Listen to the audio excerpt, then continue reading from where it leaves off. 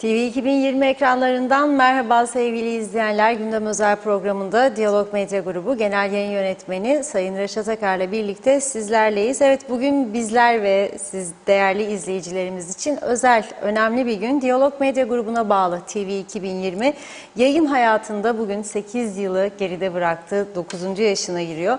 Tabii ki gücümüz sizsiniz, iyi ki varsınız. Teşekkürler diyerek başlamak istiyorum. Hemen bugünün konu başlıklarını sizlere aktarayım. Evet, trafik kazaları durmak bilmiyor. Dün, bugün çeşitli bölgelerde çok sayıda kaza meydana geldi. Bugünkü kazada 54 yaşındaki Mustafa Karaca hayatını kaybetti. Kazaların büyük çoğunluğunun dikkatsizlik ve aşırı süratten kaynaklandığı belirtiliyor. Konuşacağız.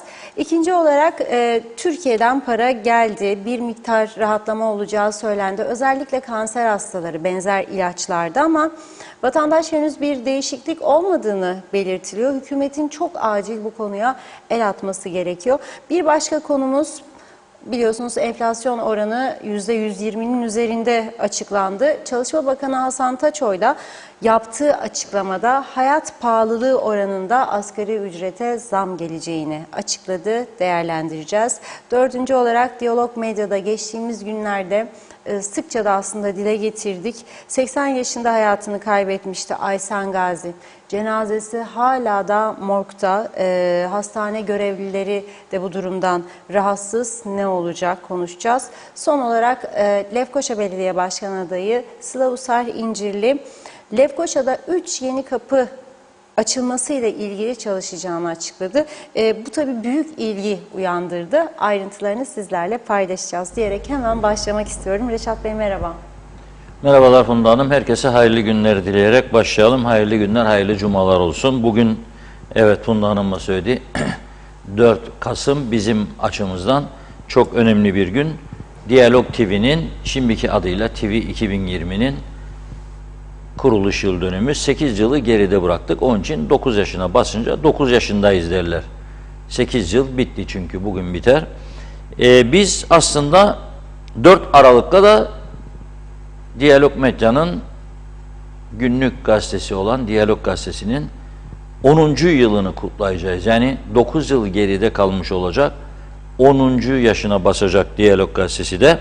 Aslında hedef, medya bu yeni oluşuma girerken Diyalog Medya'ya öncelik tabii televizyondu.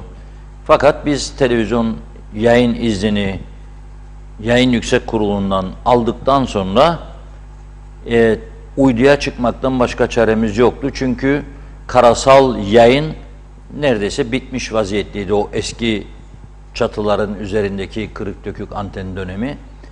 Ve zaten Kıbrıs Türk'ünün yapılan kamuoyu araştırmasında %90'ına yakını yerel televizyonları TürkSat üzerinden izleyebiliyordu. Ama TürkSat'dan yayın için frekans alabilmemiz zaman aldı. Gördük ki zaman uzuyor.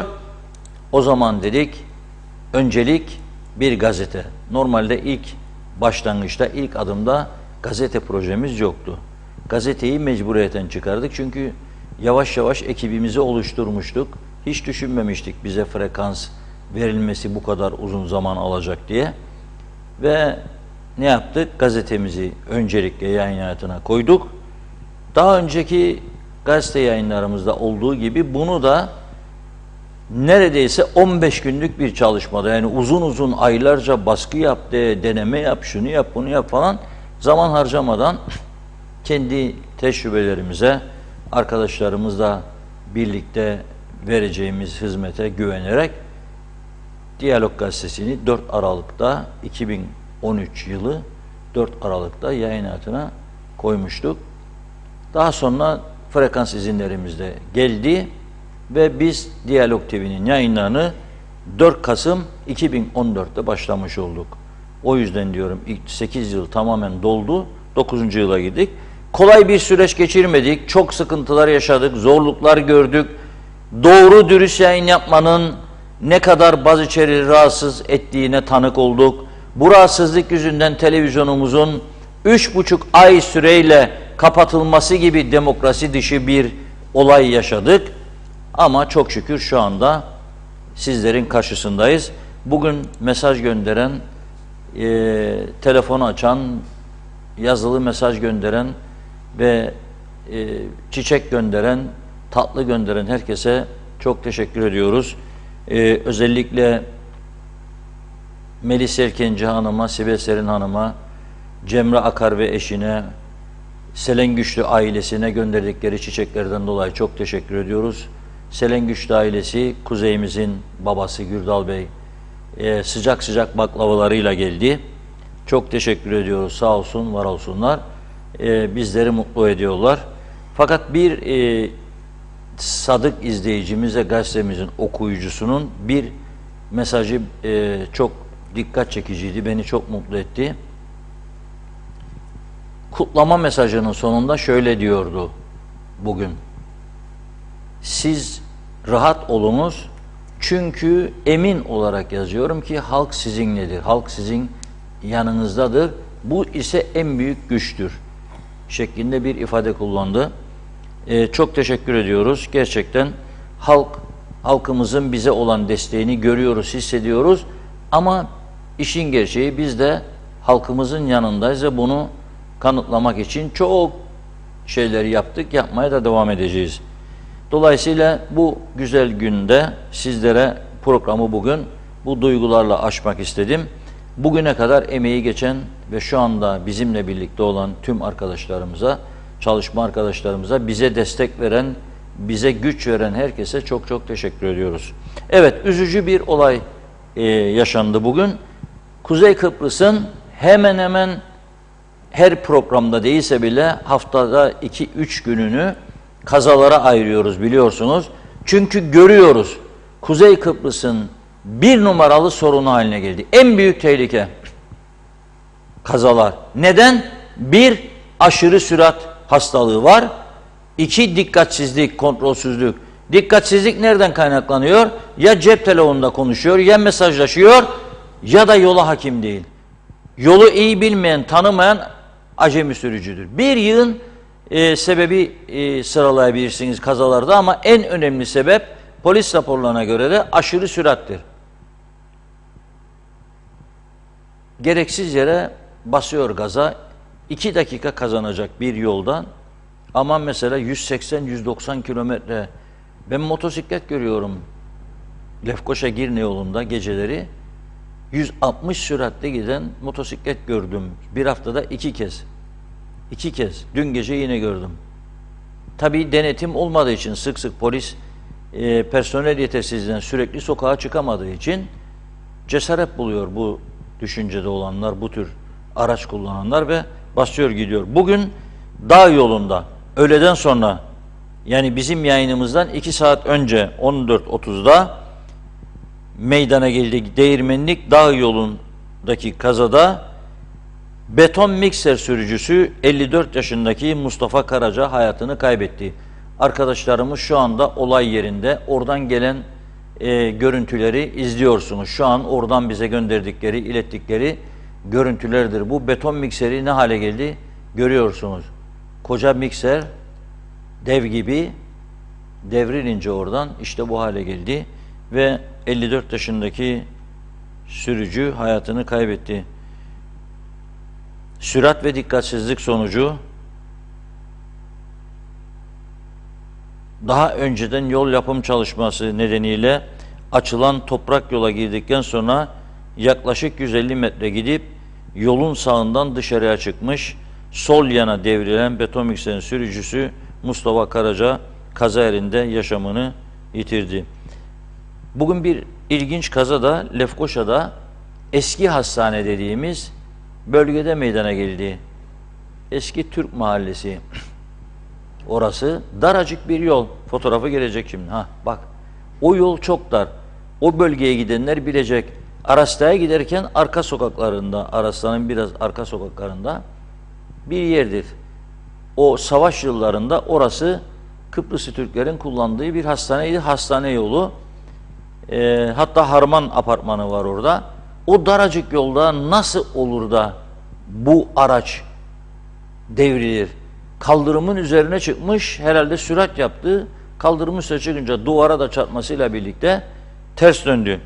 Dün gece gene bir ilginç olay oldu. Dün öğleden sonra Lefkoşa'da Rauf Denktaş Caddesi'nde dikkatsiz bir sürücü yine paketçiye çarptı. Zavallı paketçi ağır yaralı vaziyette hastaneye kaldırıldı ve çok şükür hayatını kaybetmedi ama ağır yaralı vaziyette tedavisi devam ediyor. Bunlar artık her gün olan olaylar. Küçük bir ülkede bu kadar çok kazanan olması gerçekten dikkat çekicidir. Tüm yetkilileri bu konuda uyarmak istiyoruz. Tekrar ediyorum, cezalar caydırıcı değildir. 2. Trafik denetimleri yeterli değildir. Cezalar caydırıcı olursa, trafik denetimleri artırılırsa kısmen önlenir. 3. Ehliyet almak bakkaldan su almaktan daha kolay hale geldiyse daha da kötü bir durum vardır. Bir başka önemli nokta, trafik eğitimi yoktur.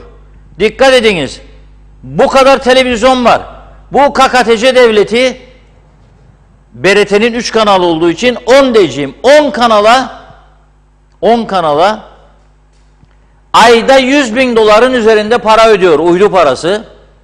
Fakat 2 tane trafik uyarısı veya uyuşturucu bağımlılığına ilişkin 2-3 tane slogan hazırlayıp etkileyici, uyarıcı yayın reklam kaseti göndermiyor televizyonlara. Dikkat edin.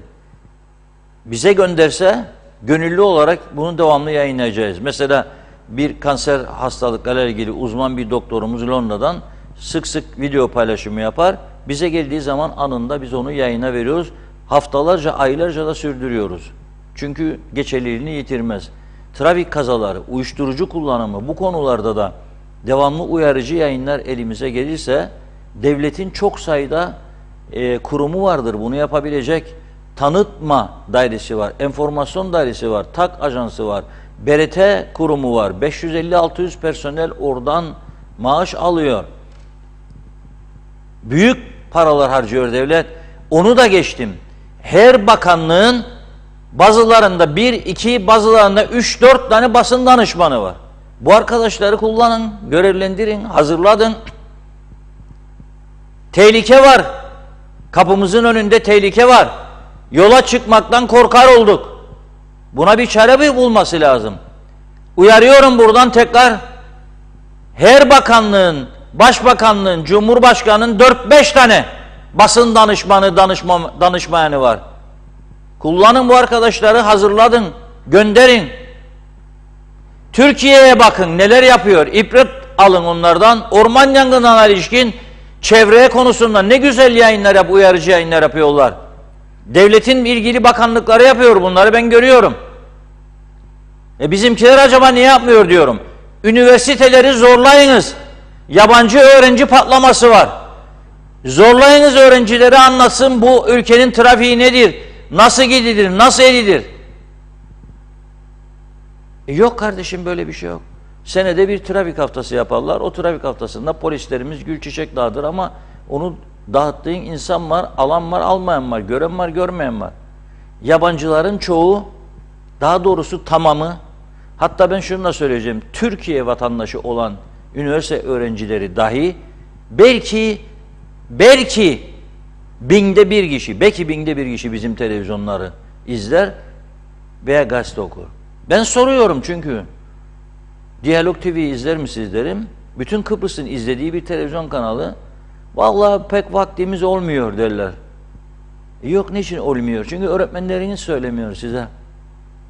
Öğretmenleriniz okulda bunları anlatmıyor size. Daha önce örnek verdim. İngiltere'de tahsile gidenler bilecek. Ekonomi mi okuyacaksın, maliye, muhasebe?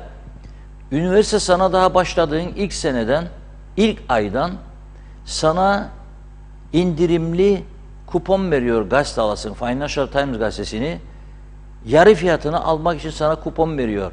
Ve sen gazete bayisine gittiğin zaman kuponu veriyorsun, yarı fiyat ödüyorsun. Seni teşvik ediyor gazeteyi alıp ülke hakkında bilgi edinmeye ve meslek hakkında. Ekonomi okuyorsan, muhasebe okuyorsan, ekonomi gazetesinin yazdıklarıyla seni ilgilendirmeye teşvik ediyor. Bizde böyle bir şey yok. Sonra da üniversite bolluğuyla övünüyoruz. Övünüyoruz da nasıl iyi öğrenci yetiştiriyoruz, nasıl ondan sonra mezun edip de görev bekliyoruz. Bazı insanlarımız şöyledir, mikrofon uzatıldığında gençleri teslim edecekler bu ülkeyi falan, yandık Allah derim. Ben duydum da bunu. Nasıl gençlik yetiştiriyoruz? Tekrar ediyorum, istismar kaideyi bozmaz, çok başarılı gençlerimiz var. Onlara takdirlerimiz her zaman vardır. Ama ezici bir çoğunluk maalesef genel kültür açısından çok zayıftır. Çok zayıf. Ben bir gün her zaman söylüyorum, bir hükümet döneminde bir müsteşarımızı arıyorum. Telefona asistanı veya sekreteri cevap veriyor. Alo diyor, ben de alo diyorum. Neresi diyorum?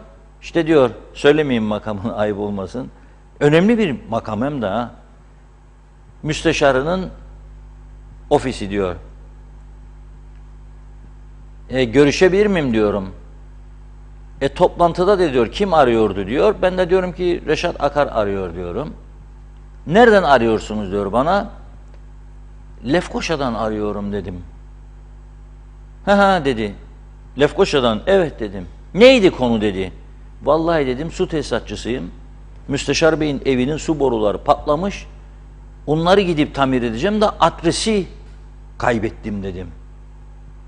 Tamam ben söylerim ama sizi arar dedi bana. Yarım saat sonra müsteşar Reşat amma dalga geçtiniz ya bizim sekreterden. Sekreter demek telefona alo demek midir? KKTC'de böyledir. Alo diyen sekreter mi oluyor? Partili, taraftar, delege, melege öyle mi? Ha öyledir KKTC'de. Çünkü zaten bakanlar zaten bakmasını bilmediği için ezici bir çoğunluk küsen küser, gücenen gücenir bana. Seçtikleri personel de öyle olur yani. Ne olacak yani? Bu KKTC'nin gerçeğidir. Gücenme yok. Ya kendimizi düzelteceğiz ya bizi başkaları düzeltecek. Söylüyorum. Ya biz düzeleceğiz ya düzeltecekler. Özellikle bu trafik. Ya bu kadar çok bakanlık, bu kadar çok araç patlaması. Memleket battı korona sonrasında düşünün siz.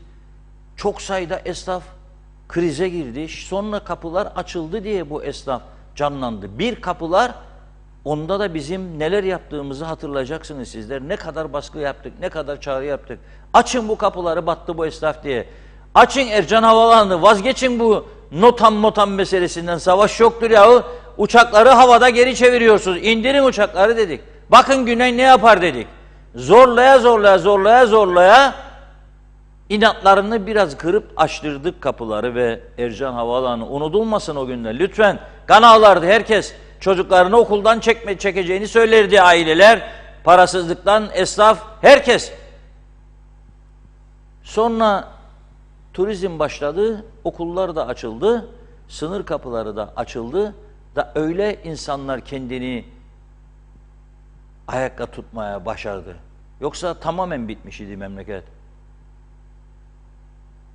O dönemde biz o zorluklardan geçen insanlar, o dönemde düşünün siz, araç satışları etkilenmedi olumsuz bir şekilde.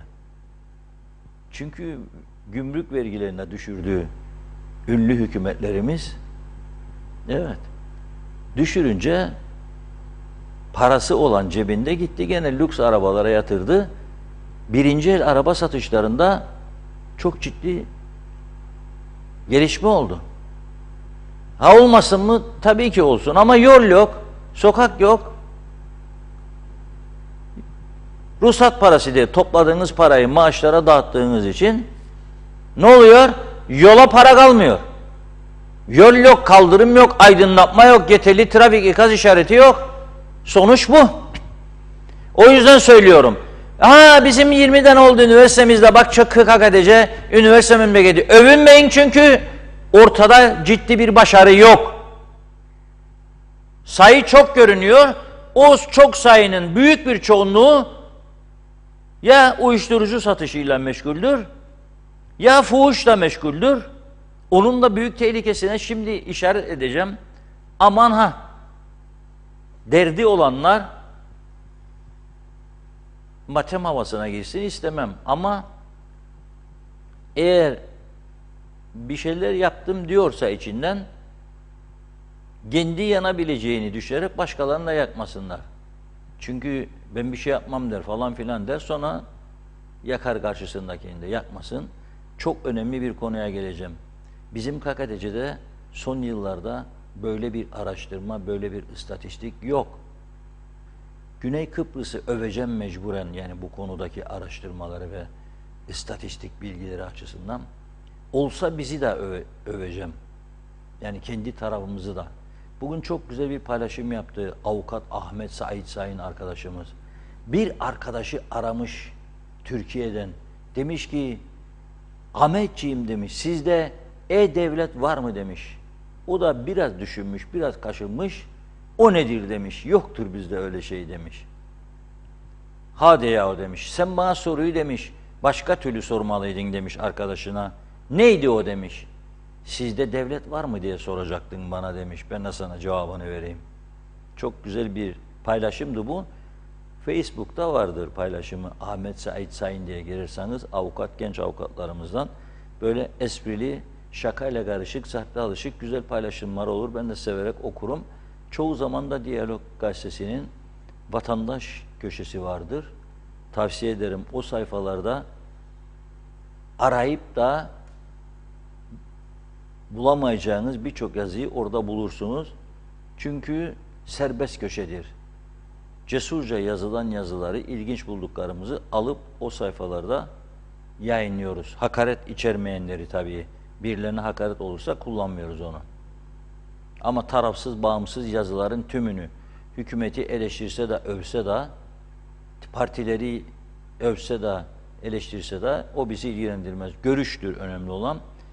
Güzel düşünceler varsa biz onları aktarıyoruz. Evet, bu okullarda eğitime önem verilmelidir. İki, ülkeye yeni gelenlere araç kiralayanlar çok dikkat etmelidir. İyice kuralları anlatmalıdır.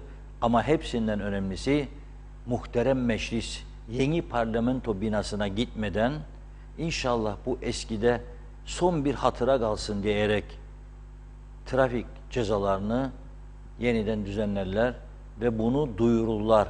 Her yerde, gazetelerde, televizyonlarda günlerce, haftalarca, aylarca Ercan'dan girenlere kitapçık vererek, otellere broşür dağıtarak, okullara broşür dağıtarak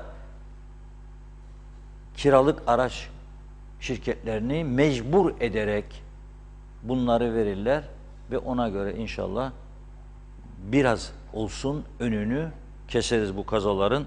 Çünkü üzülüyoruz. Ölüm haberi, ağır yaralanma, bu tip haberleri aldıkça çok üzülüyoruz.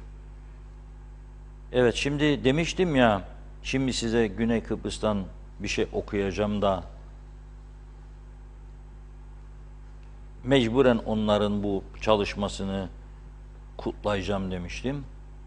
Rum İçişleri Bakanı Nikos Nouris çok önemli bir açıklama yaptı. Yabancı patlamasının yaşandığı Kuzey Kıbrıs'taki tüm ilgililere, muhteremlere iletiyorum. Açın gözünüzü, büyük bir tehlike kapımızın eşiğindedir. Hele hele Güney'in o kadar çok iyi hastaneleri var, baş etmekte zorlanacak bir duruma geliyorsa, bizim hiç imkanımız yoktur. Mahvoluruz. Açık ve net söylüyorum. Mahvoluruz doğrudan. Diyor ki Rum İçişleri Bakanı, güneyde bir kamp vardır, mülteci kampı. Adı da Purnara mülteci kampı. Her hafta değilse 2 haftada bir, 3 haftada bir oradaki Afrika kökenli mülteci gruplar birbirleriyle savaşıyor. Birbirlerini öldürmeyi ve yakıyorlar kampı da devamlı. Yangın falan, o bölge insanları el aman çekiyor ellerinden. El aman çekiyor. Göndereceğiz diyor şimdi İçişleri Bakanı. En ufak bir suç işleyeni artık göndereceğiz diyor. Yani insan hakları Avrupa Birliği üyesiler ya, uyuyorlar. Şimdi konuya gelelim. Yaptığımız diyor bir taramaya göre diyor, bu Purnara mülteci kampında 1100 AIDS vakası tespit ettik diyor. 800 de tüberküloz. Tüberküloz Kıbrıs'ın diyor son yıllarında hiç yoktu diyor gündemde. Çoktan diyor yıllar önce tüberkülozu biz yok ettik diyor. Şimdi 800 tüberküloz vakası görülmüş, bu Afrika kökenlidir çoğu oradakilerin. 1100 de AIDS vakası patlamış durumdalar. Şimdi düşünün siz, onlar kamptadır, dışarı çıkamıyorlar. Çıktıklarını düşünün ve barlarda, orada burada, yollarda otostop yaparak fuhuş yaptıklarını düşünün kadınların veya adamların uyuşturucu satışından büyük gelir elde edenlerin hani altın saatler falan filan takıp da lüks eğlenceleri gece kulüplerimizde, barlarımızda bayanların önüne şişeleri açıp koyanlar,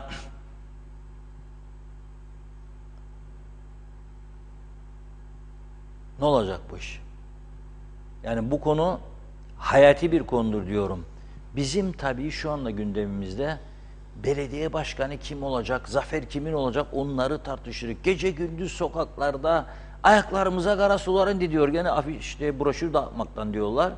Ama durmadan gidiyorlar. Parti görevlendirir. Hadi bakalım bugün Lefkoşa'nın kuzey bölgesine, siz güney bölgesine bu falan diye elde broşürler geziyorlar babam. Zafer, zafer, zafer. Da bu konulardan bahsediyoruz. Burada ülkenin geleceği, halkın geleceği hayati bir mesele. Dikkat ediniz. Ben görüyorum bazı barlar, gece kulüpleri paylaşım yapıyorlar. Videolar, fotoğraflar yüzlerce. Oralarda müşterilerin artık kimler olduğunu görüyorum. Etraflarına kimlerin yaklaştığını görüyorum. Yani şimdi av dönemi. Zengin falan görüp gidiyorlar. Ondan sonra dönüp başkalarıyla ilişkiye giriyorlar. Patlama olduğu takdirde bizde güneydeki gibi belki de vardır da bilmiyoruz ha. Ne kadar olduğunu da bilmiyoruz. İnşallah var ama böyle bir tarama yok bizde. Ben şu anda Sağlık Bakanlığı'ndan bugüne kadar bu konuda herhangi bir istatistik bilgi, güneyde bu yaptıkları gibi bir açıklama görmedim. Gören duyan varsa söylesin bana, yoktur böyle bir şey. Nasıl bir ülke bu? Nasıl devlet bu? Eşit, egemen. Bu konu en az kazalar kadar çok önemli bir konu olduğu için ilk sıralara aldım gündemin ve yetkilileri uyarmak istiyorum. Bir kez daha uyarım. Sadece ve sadece diyor, bakın Rum moleküler virolog Leondios Kostikis da diyor ki 3 yeni diyor rekombinant HIV virüsü varyantı saptadık diyor ve sadece Kıbrıs'ta vardır bu diyor. Artık alın siz gerisini. Evet, buyurun Funda Hanım. Mesajlara başlayalım. Çok teşekkür ediyoruz. Bugün daha da bir yoğun tabii mesajlar. Evet, bakayım Doğan Falyalı'nın mesajı. İyi yayınlar dilemiş nice yıllara. Cengiz Trefikoğulları da iyi yayınlar diliyor. Barış Erdoğan, Orman Dairesi'nde yangın işçileri hala ödenmedi. Bu ne terbiyesizlik diyor. Kendileri gününde paralarını alırlar. Çaldıkları hariç her yeri aradık. Maliyede para yok demiş. Elif Osman hayırlı yayınlar. Kutlu olsun nice yıllara dedi. Sayar Eker de Facebook ve YouTube iyi ki vardır. TV 2020 sosyal medyadan da dünyaya yayılıyor. Demokrasinin önderi oldu Kuzey Kıbrıs'ta demiş. Erdal Yarkın, Diyalog TV'yi kutlar çalışanlara ve sizlere başarılar diliyorum. Özkan Bişmiş, nüfus ne kadar çoğalırsa diyor kazalar artacak, polisiye vakalar artacak. Mehmet İnancı TV 2020'nin yeni yaşını kutlar. Başta Reşat Bey olmak üzere Funda Hanım, Özlem Hanım, Sezgin Madencioğlu ve diğer öteki çalışanlara da sonsuz başarılar dilemiş. Evet, Hakan Denizalp, Reşat Bey, Girne Dağ yolundan her gün sabah akşam gidip geliyorum. Fakat hiçbir kamyon, tır ve ağır tüm vasıtaların yüklemiş oldukları harfiyatların kimsenin kontrolü altında olmadığı ve süratli sürüşleriyle birlikte genelde ağır vasıtalarında kontrolünün yapılması gerekmektedir dedi. Tülay Önal, nice güzel yıllarınız olsun demiş. İyi ki varsınız. Celal Harun, yayına başladığı ilk günden bugüne dek belirlediği ilkeler ışığında teknolojik gelişmelere de ayak uydurarak yaptığı doğru haberleri halkımızın bilgisine aktaran Diyalog TV'nin 9. kuruluş yıl gününü kutluyorum. Emeği geçen herkese, başta Genel Yayın Yönetmeni Reşat Akar'a, bizlere, hepimize sevgi saygılarını sunmuş Celal Bey. Şenol Tatlıcıoğlu da nice yıllara diyor. Mehmet Uluçay, Uluçaylı'da böyle güzel bir yayın organını halka hizmet için kurmanızdan ve ülkede olan biten tüm haberleri sıcak sıcak almamız sizlerin fedakarlığıdır. Nice sağlıklı yayınlar, kolay gelsin dedi. Nazime Nalbant, Mausa'dan herkese selamlarını söylüyor. Tarafsız iyi haberlerinizi çok severim. Bizlerle her şeyi paylaşıyorsunuz demiş. Bugün kız kardeşim Nazan Dilem'in doğum günü. Onu doğum gününde ben de bulunduğum için mutluyum. İyi yıllar dilerim demiş. Biz de iyi yıllar dileyelim. Evet, bakıyorum. Sayarak pahalılıktan gözyaşı dökenler arabalarla cirit atmaktan hiç yorulmuyorlar. İmdat yetiş diyor, polis yetiş. Gaye Gök, trafik eğitimi ve eğitici programlar olsa ne olacak? Adam kırmızı ışıkta durur, elinde bira, sigara içer, pencereden dışarı atar. Bunlar gibi duyarsız sorumsuzlara eğitim programı gösterilse ne olacak? Handan Felek, evet sizleri bir gün dahi aksatmadan izliyor, dinliyoruz demiş. Yayına girdiğiniz zamandan beri sizleri izliyorum. Bizleri aydınlattığınız için dürüst gerçekleri emin bir şekilde bizlerle paylaşıyorsunuz. İyi ki varsınız demiş. Güzel dürüst yayıncılığınızdan dolayı teşekkür ederim. Doğum gününüz kutlu olsun diyor. Barış Erdoğan, bunu okudum. Şöyle diyor Barış Erdoğan, yangın işçilerinin parasını yedi bu yönetim. Her yıl olduğu gibi mevsimlik işçi alıyorlar. Bunların bütün masrafları yıl sonuna kadar hazır fakat yiyorlar diyor. Ahmet Hoca kolay gelsin demiş. Şerife Turgay Derya iyi yayınlar diliyor. Evet, Oytun Andaş radyo frekansları Lefkoşa dışında çekmiyor yazdı. Nazime Nalbant çok üzülüyoruz bu kazalara. Ne olur dikkat edin diyor. Bu kaza yüzünden hayatlarını kaybediyorlar. Sürat yapmayın. Allah rahmet eylesin. Ailelerine sabır versin. Hayatta olanlara acil şifa dilerim. Bu küçük adada kazalar neden bu kadar çok oluyor demiş. Bir de aydınlıklar olsun diyor. Zamsız olsun demiş. Pazartesi görüşmek üzere dedi. Evet, Mehmet İnancı takım tutar gibi particilik ülkeyi bugünlere getirdi. Kimsenin yüzü kızarmaz. 30 yıl sonra belki ayağa kalkar. Nilüfer Canova, gençleri aileler küçükken teşvik etmeli. Tabii ki çocuğun içinde de araştırma, okuma ruhu olacak. Akademik başarı her zaman en akıllısı, en kültürlüsü olmuyor maalesef. Bir tek ders çalışıp sosyal yönü olmayan gençlikte bana göre boş. Doğan Falyalı, tonajı çok araçlar yokuşta meyle varmadan güçlü vites kullanmaları gerek. Yani 2 ile inip çıkmaları gerekir diyor. Taşıdıkları yükün de gücünün olduğunu unutmamak lazım. Kurallara uymak şart. Meryem Tezer Arif, başarılarınızın devamını dilerim demiş. Mehmet Kurtulmuş da bizi kutluyor. En büyük TV 2020. Musa Su İçmez, halkın televizyonu Doğru Haber, Diyalog TV 2020'de izlenir, izlemeye devam dedi. Gürdal Selen Güçlü, İyi yayınlar Reşat Bey, Funda Hanım. Sevmek ve sevilmek güzel bir şey. Diyalog Medya TV'ye daha nice yıllar diliyoruz. Sevgiyle kalın demiş. Çok çok teşekkür ediyoruz. Tatlılar için de ayrıca teşekkür ediyoruz. Vedat Alagöz, biz Diyalog TV'yi, gazetesini nice yıllara halkın olmazsa olmazı oldunuz. Her gün sizleri evimize misafir ediyoruz. Tatillerde sizleri arar oluyoruz. İyi ki varsınız. Güvenimiz sonsuz demiş. Kemal Osman Ceyhanlı da inşallah güzel haberler duyacağız diyor. Sizi izlemeye devam. Kemal Osman, evet bunu okudum. Bir iki daha mesaj okuyup ara verelim.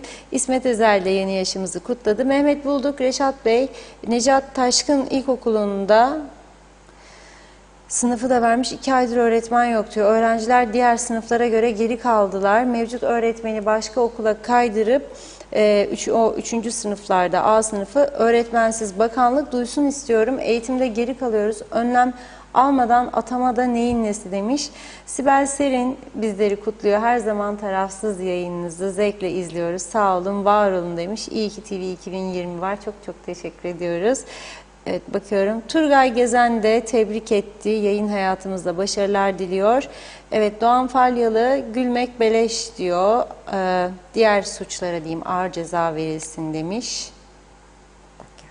Oytun Andaş, Federe Türk Devleti, Türk Telekom'la elektronik radyo gazetecilik mümkündür. Her şey Federe Türk Devleti'nde diyor. Mehmet Uluçaylı da bizleri kutladı. Barış Erdoğan, geç katıldım ama nice mutlu yıllara demiş. Aylin Kızıl da, Kayhan Kurtoğlu da mücadeleye devam diyor. Tema Yavaş da Londra'dan sevgilerini yolladı. Hüseyin Koltan da tebrikler diyor. Yolunuz Açık olsun, başarılarınız daim olsun demiş. Atakan Koreli sonu kıyıp öyle ara verelim.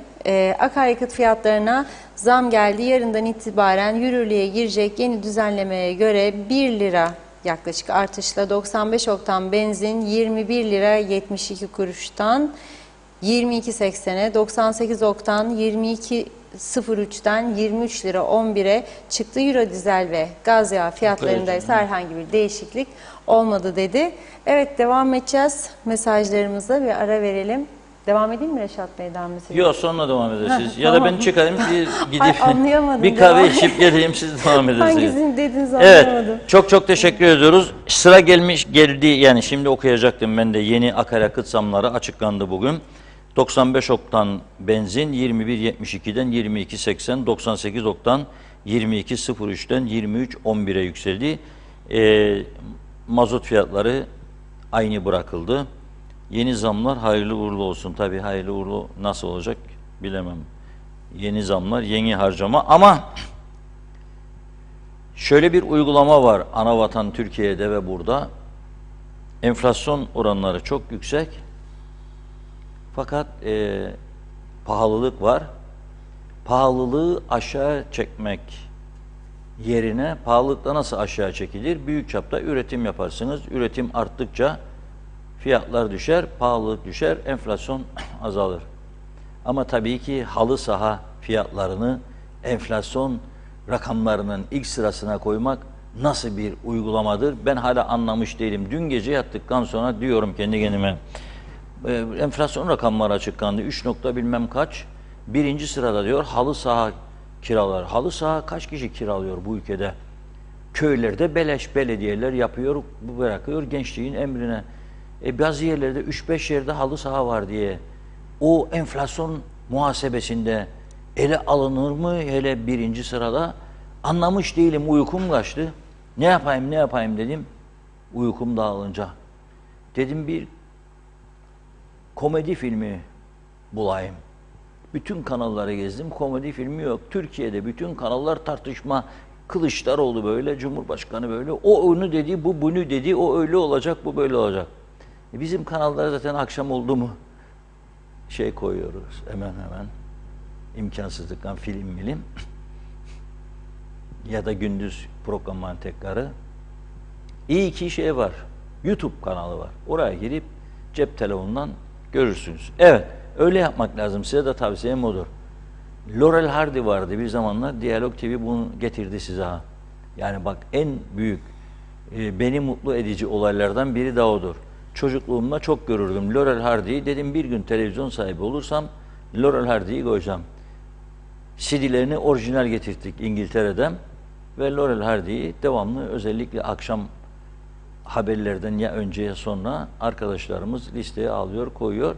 Gülmek için birebir rahatlarsınız, deşarj olursunuz. Tavsiye ederim. Neyse, şimdi enflasyon rakamları yükseldikçe ne yapılıyor? Asgari ücret ve maaşlar da otomatikman yükselmesi lazım, değil mi? Şimdi tabii devlet babadır. Devlet baba derler. Böyle sesler. Devlet baba niçin vardır der siyasiler. Halkını desteklemek için. Tamam abi, sen halkı desteklemek için devlet baba veriyorsun da özelde çoğu ödeyemiyor. Hele öyle küçük işletmeler, 4 tane 5 tane adamı var zaten, ya 2 tane ancak çeviriyor işi. Diyorsun tamam, ben de kabul ederim asgari ücret, açlık sınırı. Geçinemez tabii insan. Kim geçinebilir ya 8.600 lira? Mümkün değil. Ben de onu görüyorum, biliyorum. Ama 8.600, 10.800-600 yap, 18.000 yap. Ne değişecek? Gene zam, enflasyon daha da yükselecek. Çıkmaz sokak yani. Fakat şu anki uygulama bu. Üretim yetersiz. Fiyatlar kontrolsüz. Bir de tabii ki insafsızca ticari kurallar uygulanıyorsa o ülke insanının işi çok zor, bizim gibi. Neyse, Allah'a şükür ki Çalışma Bakanı Hasan Taçök katıldığı bir programa demiş ki asgari ücrete hayat pahalılığına paralel artış yapılacak demiş. %30 olursa diyor hep ballığı %30, 40 olursa 40. Bir ay kaldı aralığa, Ocak'ta falan girer galiba. Yeni asgari ücret yürürlüğe, vatana ve millete hayırlı uğurlu olsun. %126 enflasyon bir yıllık tabii ama ne yaptılar? Haziran ayında ilk yarının enflasyon rakamları, Haziran'dan sonra ikinci yarının enflasyon rakamları dikkate alınacak. %60 çıkarsa ikinci yarı, %60 zam yapılacak demektir. 8.000'den %60'ı yaklaşık 4.800 gibi bir şeydir işte. Yani demek ki asgari ücret 12-13 binlere dayanacak. Allah güç kuvvet versin bütün işletmelerimize. İnşallah bu rakamları bulup ödeyebilirler. Ve inşallah sosyal sigorta, ihtiyaç sandığı gibi sosyal fonlara yatırımlar daha da durgun hale gelmez. Bakalım önümüzdeki günler Kıbrıs açısından da anavatan Türkiye açısından da ekonomik yönden oldukça önemli gelişmelere gebedir diyelim. Hazırlıklı olmak lazım. Ayaklar yorgana göre uzatılması lazım. Yiyelim içelim bölümlü bir dünyadır der bazıları. Ertesi günü harcar parayı meyhanede orada burada. Sabah uyandı hanım der. Çamaşır ilacı kalmadı evde Osman der. Ne yapayım be der, daha geçen hafta aldıydım. Ne yapayım Osman, her gün getirirsiniz çıkarırsınız çocuklar da siz de der hanım. Kalsın da bakarık. 2 gün 3 gün oyalayınca zanneder ki hanım vazgeçecek, deterjandan vazgeçer mi? Alacaksın Osman der, alacaksın. Mecbursun alasın. Alabilirse alır, alamazsa bakar böyle kaş göz arasında markette biri görmediğini düşünerek alır paketi çıkar. Sonra arkadan koşturur market sahibi. Alo polis böyle böyle der gider. Bir deterjan çaldı mı 6 aydan başlar hapisliği söyleyeyim. Çok dikkatli olmak lazım. Yani ama her açıdan patlamalar var.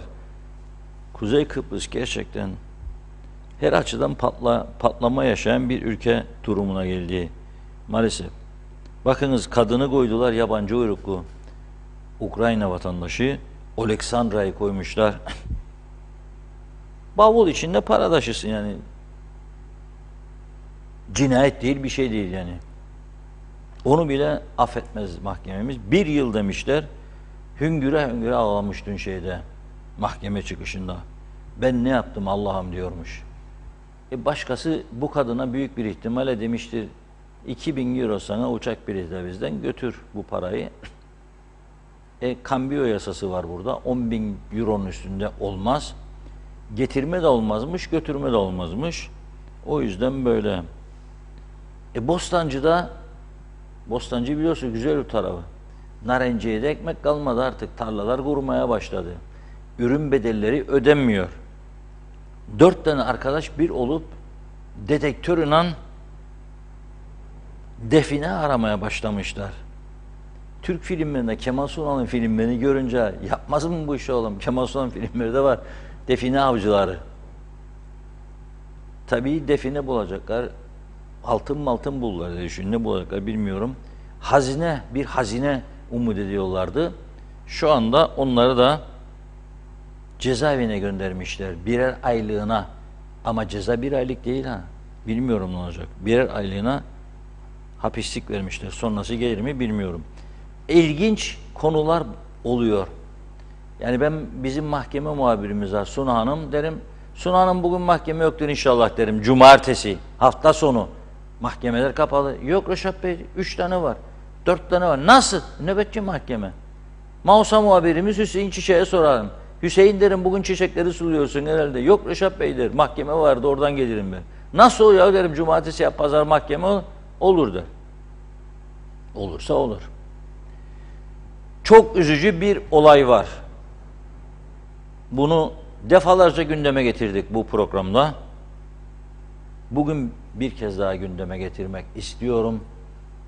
Ve yargımıza da buradan sevgi, saygı ve güven duygularımı ileterek bu işi bir an önce neticelendirmesi çağrısında bulunmak istiyorum.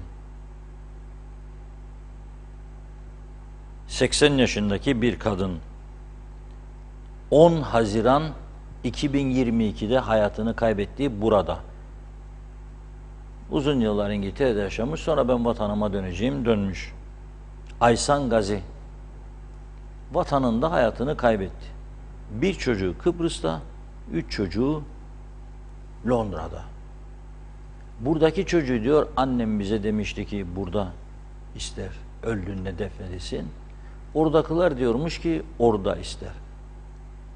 Kilitlendi. Başka bir ülkede benzeri mümkün değildir. Mümkün değil. Ya bir cenaze, ceset 10 Haziran'dan 5 ay oluyor ya. 10 Kasım'da 5 ay olacak. Alt mahkemeden sonuç alınamadı veya alındıysa bilmiyorum. Ama şu anda yüksek mahkemede olduğunu biliyorum. Yüksek mahkemeye gitti dava. Yüksek mahkemede sıraya koyar herhalde. Ama bunun öncelik alması lazım. Bu konunun öncelik alması lazım. Yüksek mahkeme alıp 2 gün, 3 gün, 4 gün neyse konu belli zaten. Bir neticeye götürmesi lazım bir an önce diye düşünüyorum. Bırakınız ailesini, hastaneden bizi aramaya başladılar. Çok üzülüyoruz diyor orada çalışanlar. Morgda bu kadının durdukça biz insanlığımızdan utanmaya başladık diyorlar. Üzülüyoruz. Nasıl olur ya bu diyorlar. Ben de bir vatandaş olarak üzülüyorum. Yani insan öyle derler ya, hani öldükten sonra rahata, huzura kavuşsun derler. Kadın ne rahata kavuştu ne huzura kavuştu. Bu olmaz yani. Neyse o. Bir an önce bu aydınlatılsın diyorum. Öyle olması lazım. Ve bunu da bekliyorum. Bugün hastaneden söz etmişken dünkü açıklamalara dikkat çekmek istiyorum.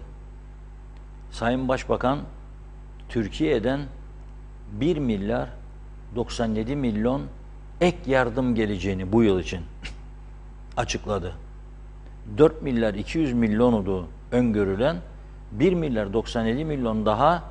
Ana dedi ki siz üzülmeyin evlatlarım dedi. Yeter ki orada dik durunuz. Ben size gönderirim.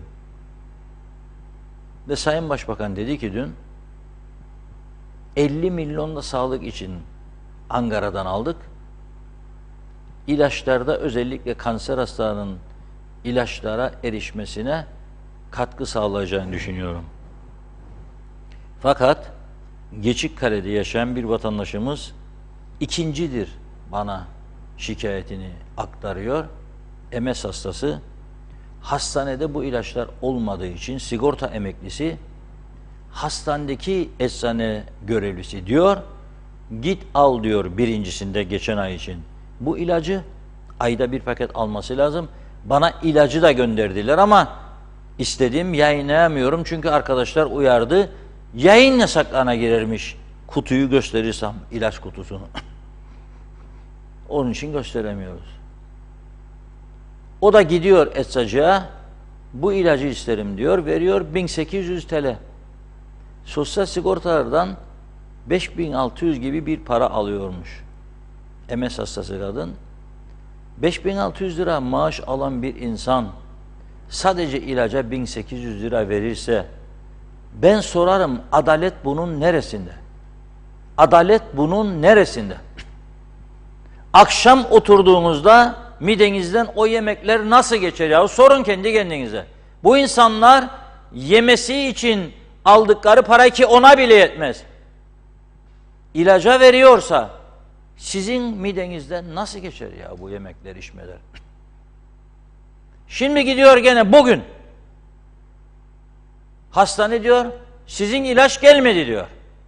Alın dışarıdan diyor. Nasıl alacağım diyor. İsyan ediyor. Nasıl alacağım? Geçen de aldık ödemediniz. Nerede 1800 lira gene? Gidin bakanlığa diyor. Gidiyor bakanlığa, oradan bir yetkili görüyor. Yetkili diyor ki, vallahi bu ilaç gibi daha başka ilaçlar da var eksik. Sipariş verdik Ali'ye, inşallah gelecek Salih'e diyor. Hangi Salih? Belli değil. Ne zaman diyor gelecek diyor. Bari bekleyin, bir gün, 2 gün, 3 gün. Yo diyor, öyle o kadar kısa süre olmayacak. Bekle diyor, bilmem diyor. Öyle 1-2 günde zannetmem diyor. Biliyor çünkü o durumu, bıyık altı gülüyordur için için. Belki de siparişi de verilmemiştir daha. Nasıl olacak bu iş ya? Sosyal devlet, adalet, eşit ve egemen devlet ne olacak? Yani sadece bayrakları göndere çekerek devlet yapamazsınız ya. İnsanları yaşatacaksınız ki devlet var olsun. Sağlıklı bir toplumunuz olacak ki sizin devletiniz güçlü olsun. Ha siz hazırlanıyorsunuz şimdi 60-60, 120, 65-65, 130'a bir ay sonra. Ve bu insanlar 5.000 lira, 1.800 lira ilaç parası.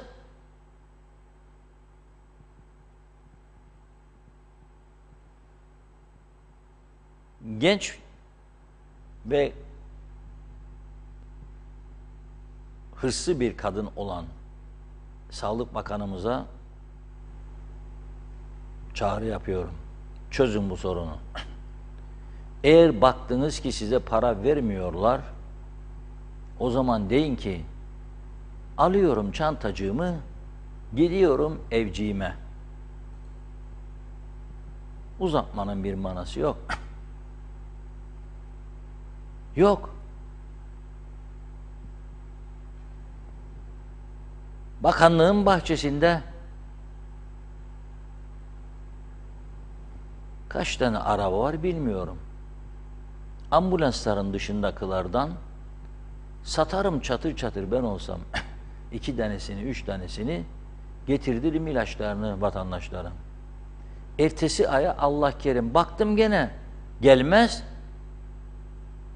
Bu defa giderim kavga veririm. Başka bakanın arabalarını sattırırım. Ya Maliye Bakanı'nın kapısında otururum. Sen de bakan, o da bakan. Ya verin bu parayı bu ilaçlar gelir, ya ben buradan gitmem derim. Sonra polis gelsin dava okusun ikinize de. Ne diyeyim? O durumları da olabilir. Daha önce ben gördüm. Başbakanın, unutmayınız merhum bir başbakanımızın mahkeme koridorlarında nasıl terlediğini, yüzünü sildiğini peçeteyle hatırlayınız. Günlerce. Ben o zaman da haber gönderdim. Rekorlar kitabını hazırlayanlara, gelin ilgilenin bu konuyla dedim.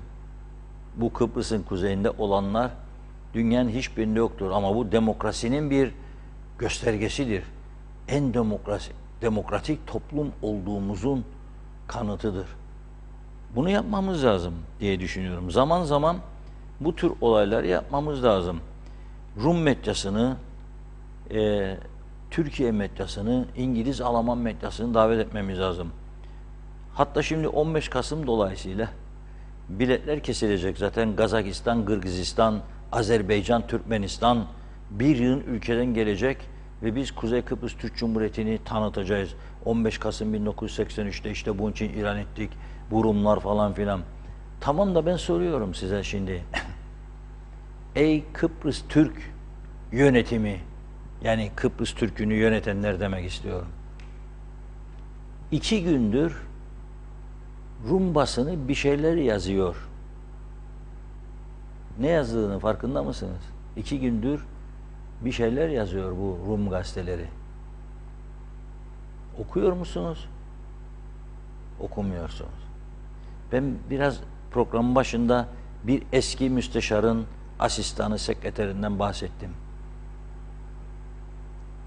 Aslında esas ülke yönetenlerine sormak isterim. Gazete okuyor musunuz? Ama gazete dediğimde gazeteden söz ederim. Yani asparagas birilerinin reklamını, tanıtımını yapsın diye çıkan veya çıkmayıp da cep telefonlarında falan olanlardan bahsetmem. Ben gerçek yayıncılıktan bahsederim. Alıp okur musunuz? Devletinizin ajansının tercüme ettiği en azından Rum basın özetlerini okuyor musunuz? Soruyorum. Denktaş Bey, Allah rahmet eylesin, KKTC'nin kuruluş yıl dönümü geliyor. Kurucusu. Bazı iştahatlarını eleştirebilirsiniz.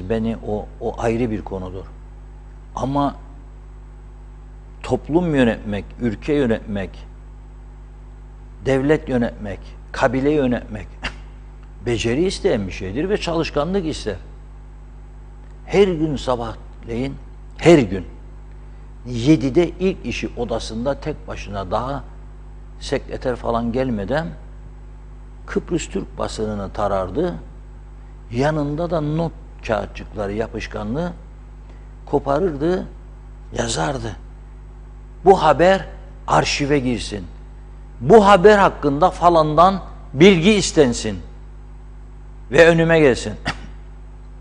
Bunu bir soruşturalım. Şuna bir cevap yazmamız lazım. Yanlış bilgi veriyor halka. Şunu kutlayalım.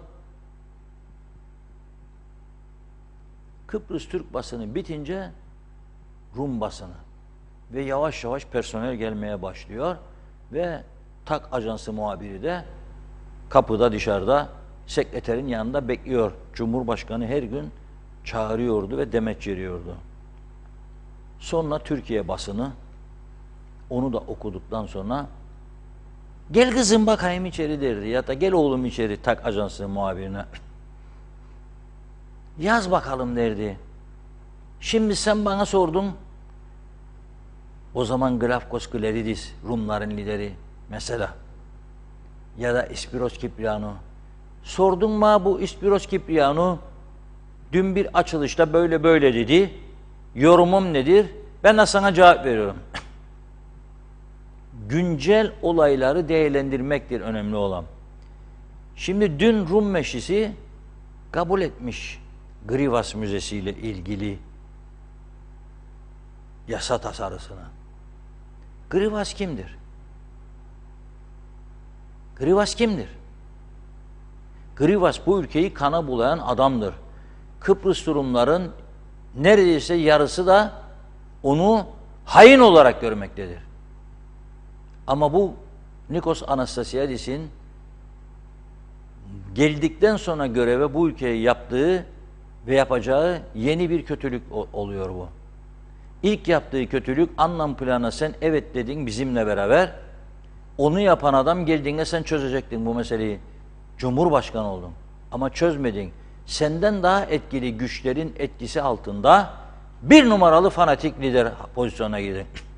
Ve sen Elam denen terör örgütünü meclise soktun.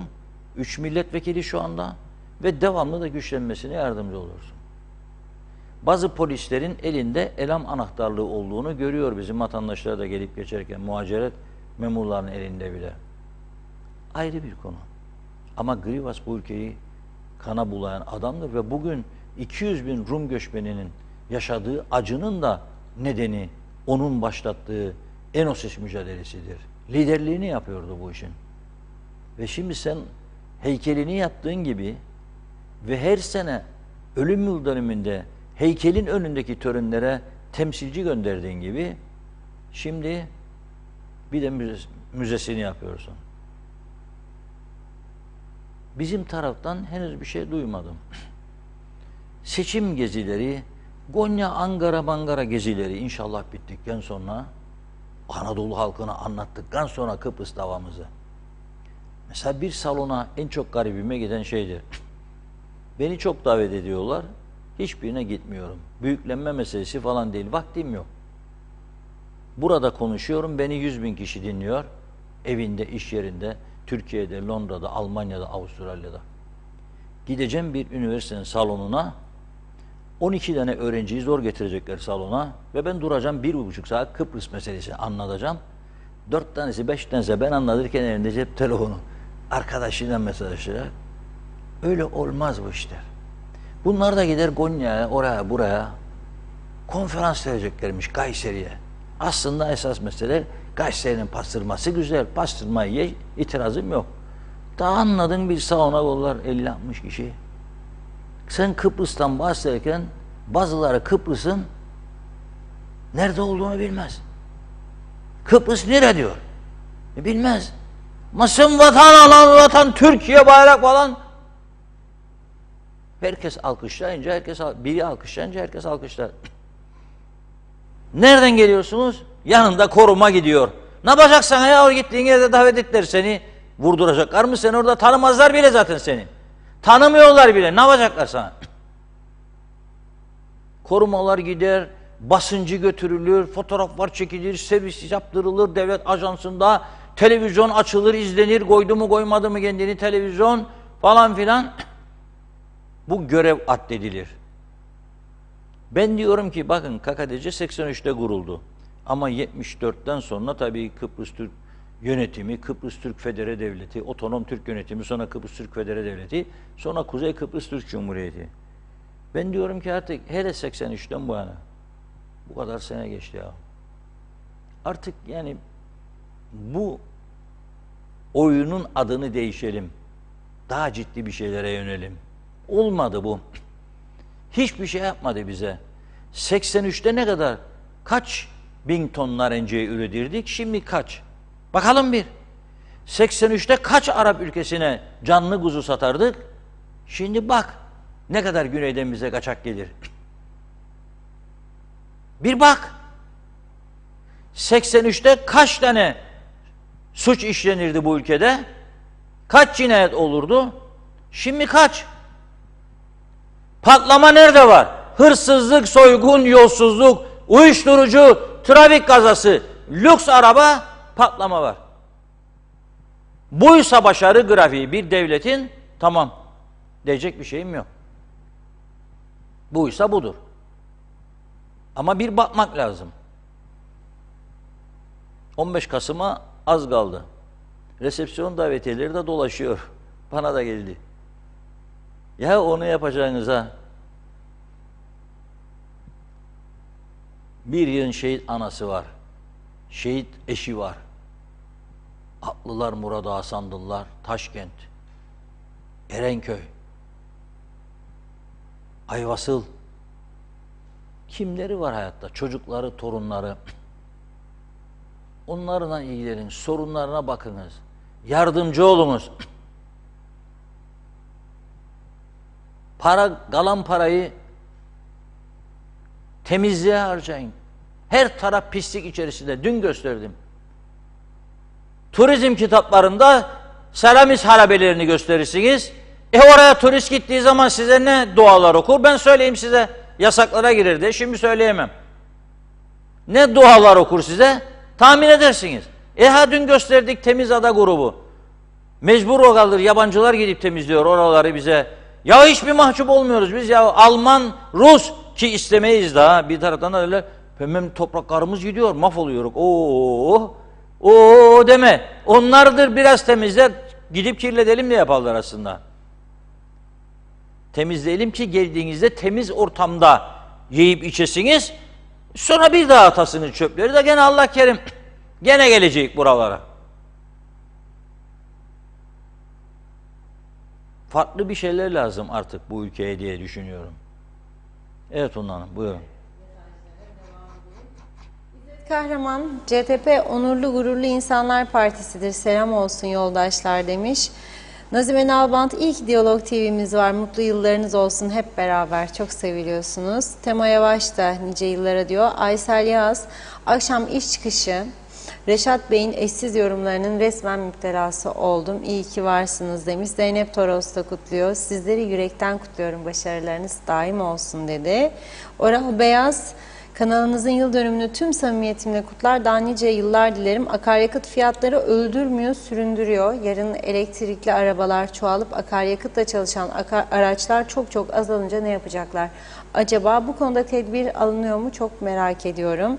Turgay Gezen, trafik kazalarının bu kadar artmasının nedeni demiş. Nüfus artışına paralel olarak mevcut yolların yetersiz kalması. Bu hususta başta sizin medya grubunuz olmak üzere defalarca uyarıcı yayınlar, öneriler yapılmasına rağmen yollarımız ne yazık ki mevcut araç sayısına cevap verebilecek kapasitede değil. Evet, aşırı sürat, dikkatsiz sürüş kazaların başlıca sebebi, ancak yollarımızın da yetersiz olduğunu kabul etmemiz gerekir.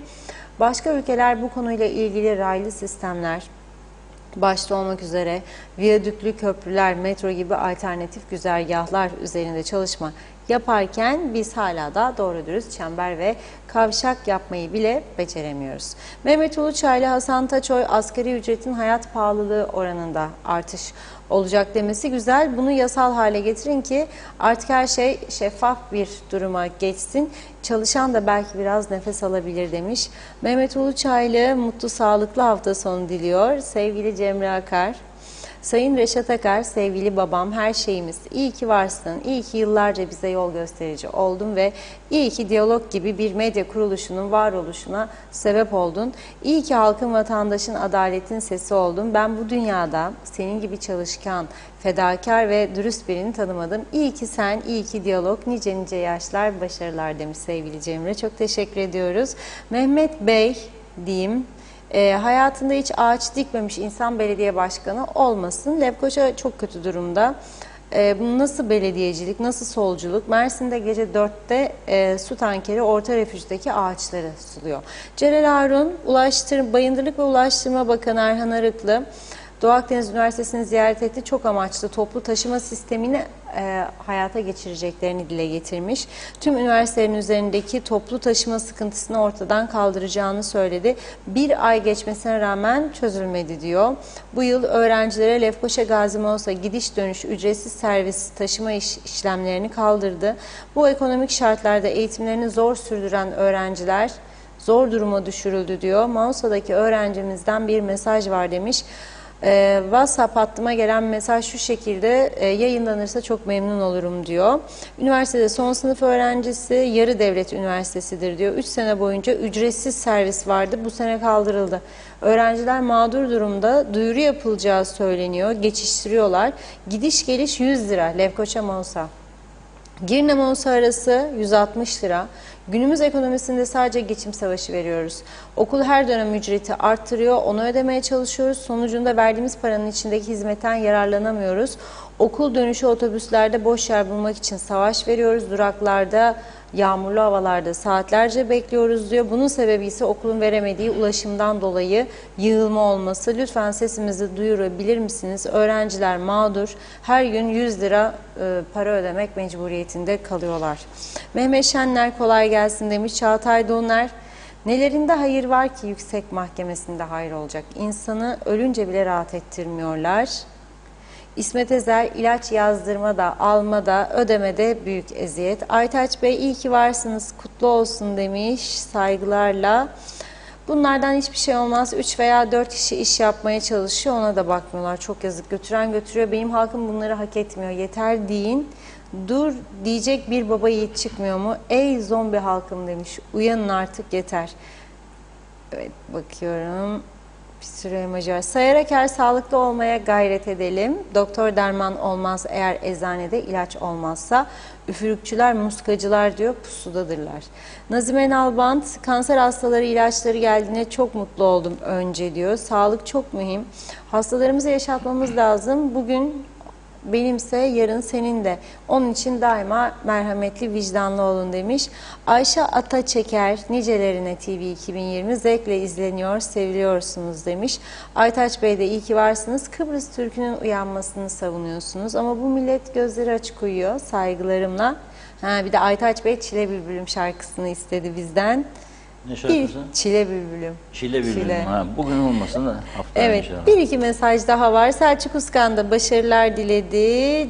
Celal Harun 3 Kasım itibariyle yapılan açıklamada Kıptek Yönetim Kurulu Başkanı Hüseyin Paşa 61 günlük görev süresi boyunca kurumun borçlarını ödemeye çalıştığını, Kıptek'in bir kuruş dahi borcu olmadığını söyledi diyor.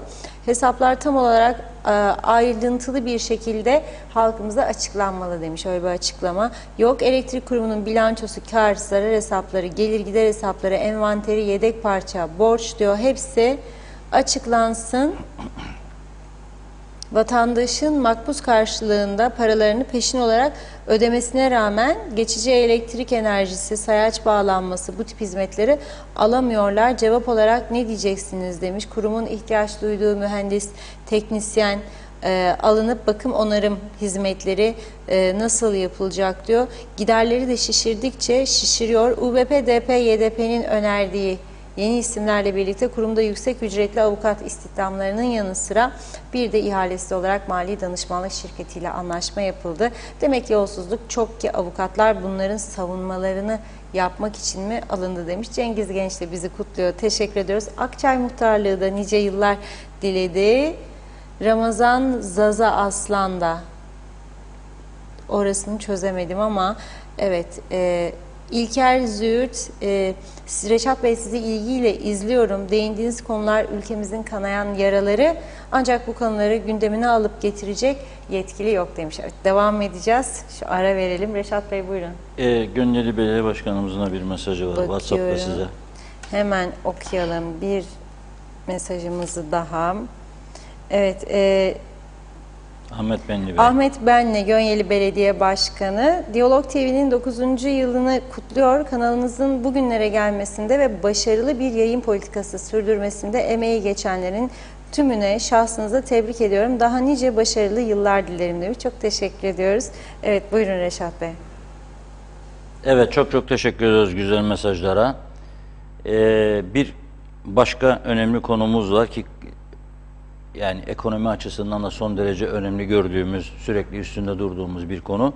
Onu da programın son bölümüne ayırdık.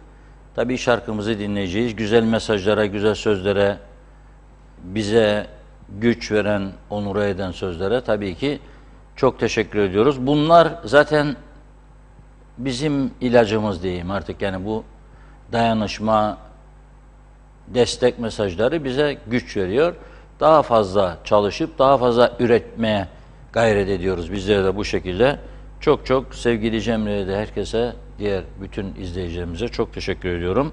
Ve size bugünün anısına güzel bir şarkı hediye edelim diyorum. Enstrümantal bir parça, güzel bir aşk ve sevgi şarkısı.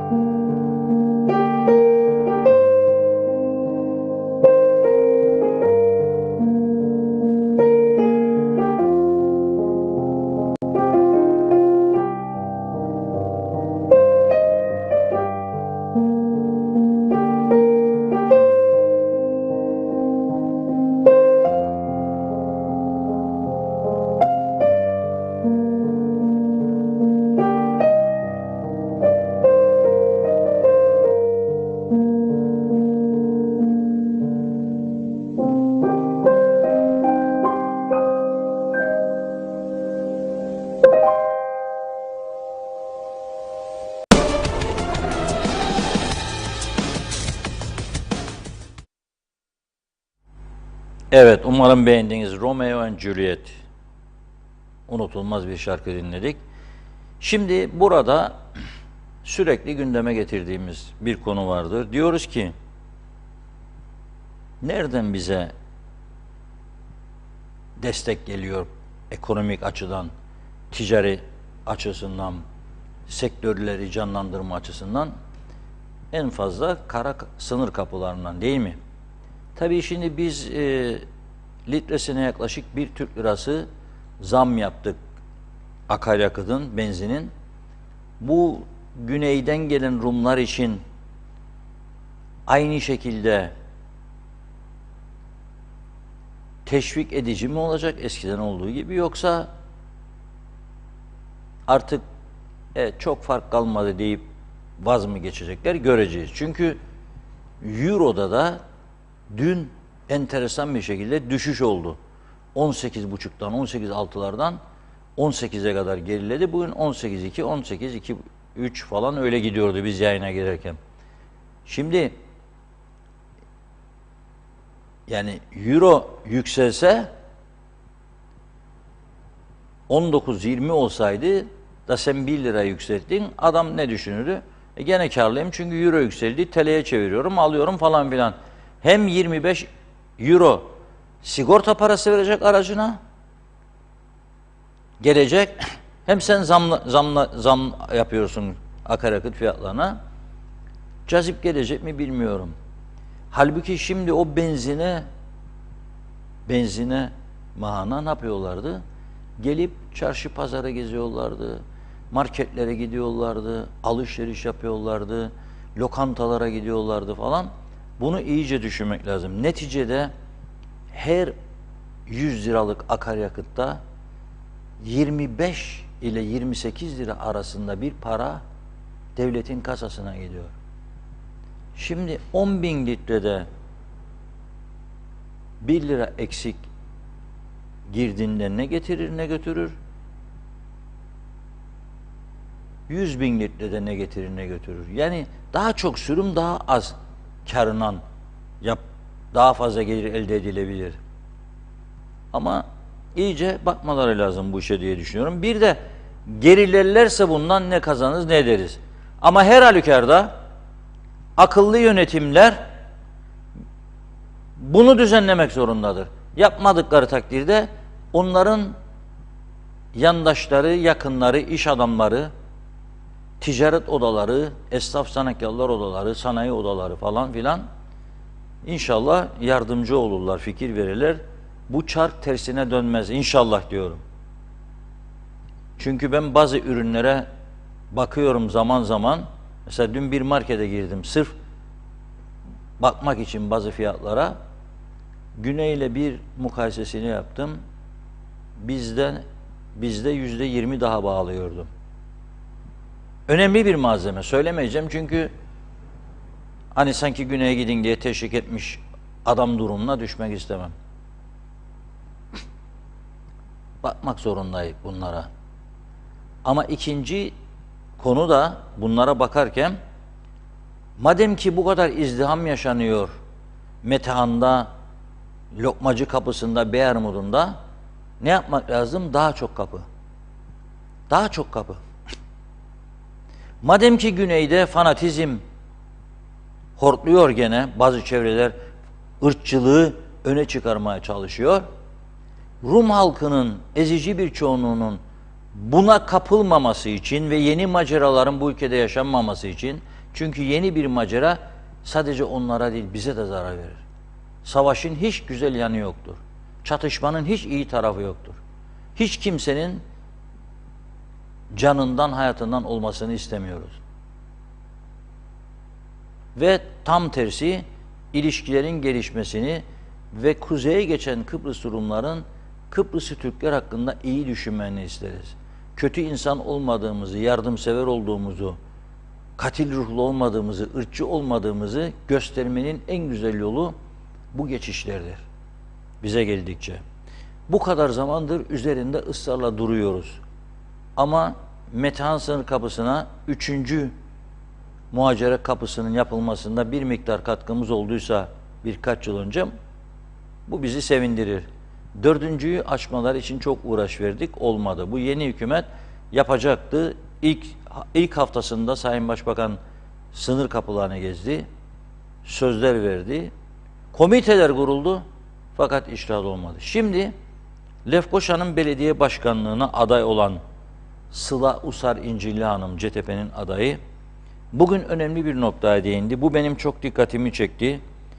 Lefkoşa'ya 3 yeni geçiş noktası için gerekeni yapacağız diyor. Tabii elinde yetki yok. Yetki kimindir? Hükümetlerindir. Hatta toplum liderliklerinindir. Ama onları teşvik edeceğiz demek istiyor. Güneydeki Lefkoşa'nın Rum kesimindeki belediye başkanıyla oturup görüşüp yeni kapıların açılmasını teşvik edeceğiz demek istiyor. Bunlar neresidir? Bir tanesi Lefkoşa'da, hani şimdi gündemdedir Çetinkaya altındaki saha maha meselesi. Oralarda meşhur Baf kapısı, ama Baf kasabası değil yani. Adı öyle. Baf kapısı derler. Daracık eski binaların olduğu bir yol, daha fazla da Ermenilerin yaşadığı bir sokakta orası 74 öncesinde. O kapı açılırsa o bölgedeki insanlar yürüyerek uzun yola daha yakın gidecekler. Metehan'dan arabayla gitmektense. Bir. İki, Mausa kapısı. O da Lefkoşa'da Gençlik Gücü futbol sahasının yanı. Oraya da Mausa kapısı, ama Mausa değildir orası da. Adı öyle. 74 öncesinde en fazla kullanılan bir yoldu. Kıbrıslı Türkler Larnaka'ya denize giderlerdi. O yoldan giderlerdi. Mausa kapısından. Çok önemli. Sadece o kapının açılması bile Metehan'ın yanı sıra bütün yükü alır üstümüzden. O da Lefkoşa'nın Rum kesimindeki surlar içine, o bölgelere yakın ve tabii şehirler arası. Üçüncü kapı Haspolat, Miamilya diyorlar oraya da. Geçiş noktasının açılması için belediye olarak baskı yapacağız diyor, kazanması da halinde. Önemli bir noktaya dikkat çekti. Kutluyorum kendisini. Çünkü kapılar çok önemlidir. Tanıtım broşürü istemez. Uçak şirketlerine teşvik istemez. Yurt dışındaki fuarlara gidip para harcama istemez. Nitekim bu ara var, İstanbul vardı galiba, Antalya. Şimdi Londra turizm fuarı var. World Travel Market. Bir yığın turizmci gider oraya. Orada otelciler falan gider yani. Tur operatörleriyle işte gün geçirirler. Gelen gidene tanıtım yaparlar. Eskiden ben çok gittim o fuarlara. En az 10 kez katıldım. O zaman tanıtım broşürlerimizde bir slogan vardı. Unspoiled North Cyprus diye. Bozulmamış Kuzey Kıbrıs doğası. Şimdi bunu yapamayız tabii. Mahkemeye verirler bizi.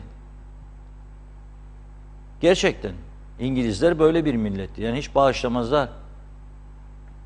Yargılarlar bizi, İngiltere'deki tur operatörlerini hapis cezasına çarptırırlar. Yalan yaptın sen der.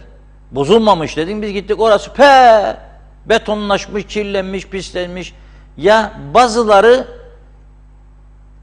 tabii oteller mecburdur versin de, bazı oteller verdiği ikram listesindeki yiyeceklerin eksiğini koyması halinde masaya sabahleyin diyor ki kahvaltınız diyor sabahleyin bizim otelimizde. Ne vereceğini yazıyor, mecburdur, aydınlatacak. Gözü kapalı turizm olmaz. Yazıyor işte, hellim diyor, Cyprus cheese diyor. İşte zeytin, oliv, zeytinyağı, organik diyor, kendi şeyimizden, ağaçlarımızdan. Reçel diyor, ekmek diyor, yağ diyor, veriyor. İngiliz geldiği zaman Kıbrıs'a tatile sabahleyin bakar bir broşüre, elinde imzaladığı sözleşmeye, bir de bakar masaya. Eksik görürse reçeli der ki, hani sen bana reçel dediydin? Oh sorry. Yok sorry yok Kıbrıslı.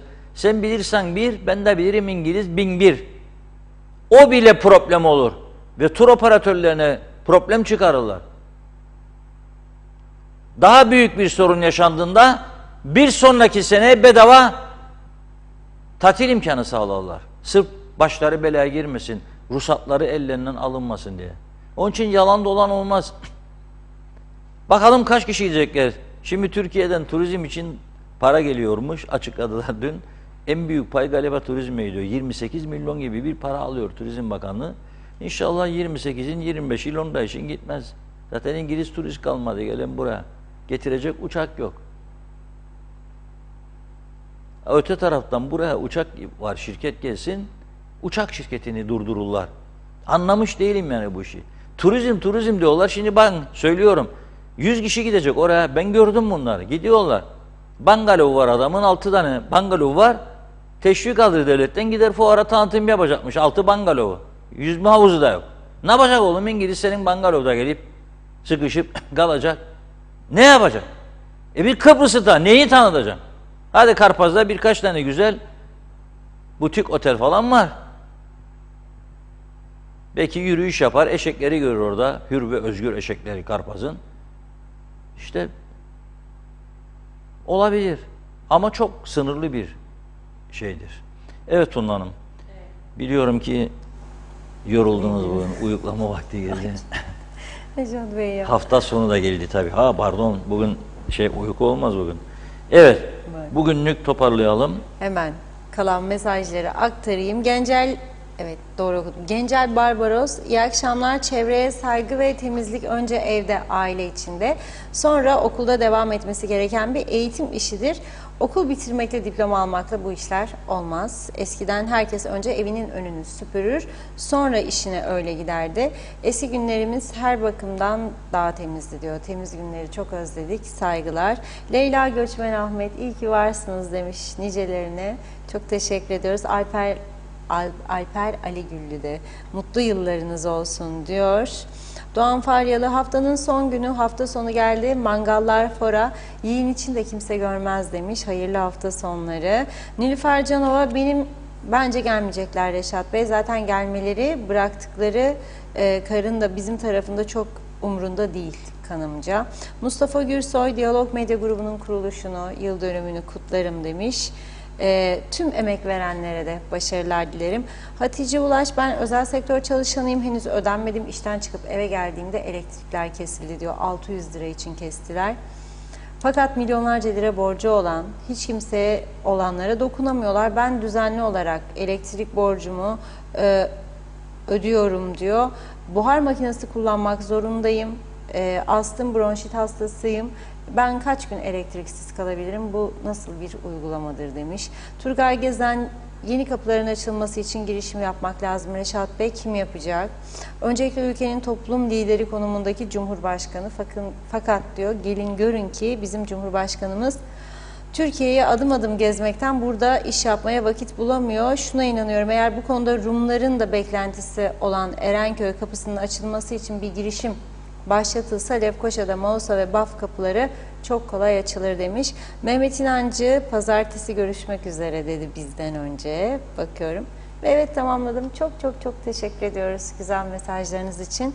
Reşat Bey, sizin son eklemek istediğiniz? Evet, ben de çok teşekkür ediyorum.